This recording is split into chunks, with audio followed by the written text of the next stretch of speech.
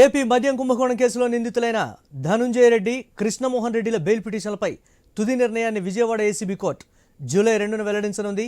ఇదే కేసులోని మరో ఇద్దరు నిందితులు పైలా దిలీప్ బెయిల్ పిటిషన్తో పాటు చెవిరెడ్డి మోహిత్ రెడ్డి ముందస్తు బెయిల్ పిటిషన్లపై విచారణని ఈ రోజుకు వాయిదా వేసింది కోర్టు. ఇక చెవిరెడ్డి భాస్కర్ రెడ్డి, వెంకటేష్ నాయుడులను 5 రోజులు కస్టడీకి ఇవ్వాలని కోరుతూ సిట్ దాఖలు చేసిన వ్యాజ్యంపై తదుపరి విచారణను విజయవాడ ఏసీబీ న్యాయస్థానం నేటికి వాయిదా వేసింది. జైల్లో ప్రత్యేక సదుపాయాలు కల్పించాలని కోరుతూ చెవిరెడ్డి భాస్కర్ రెడ్డి, వెంకటేష్ నాయుడు దాఖలు చేసినటువంటి పిటిషన్లపై తుది ఉత్తర్వులను 27న జారీ చేస్తామని న్యాయాధికారి తెలిపారు. ఇదే అంశానికి సంబంధించి మరిన్ని అప్డేట్స్ మా కరెస్పాండెంట్ కాంతి అందిస్తారు. ఎస్ కాంతి.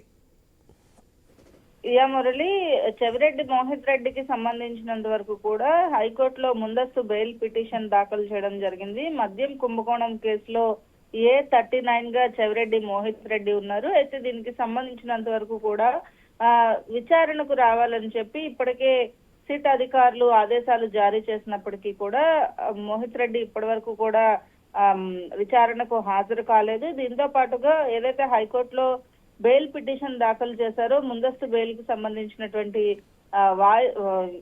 విచారణ ఈ రోజు జరగబోతా ఉంది. విచారణ తర్వాత ఎటువంటి నిర్ణయం తీసుకుంటారు, అయితే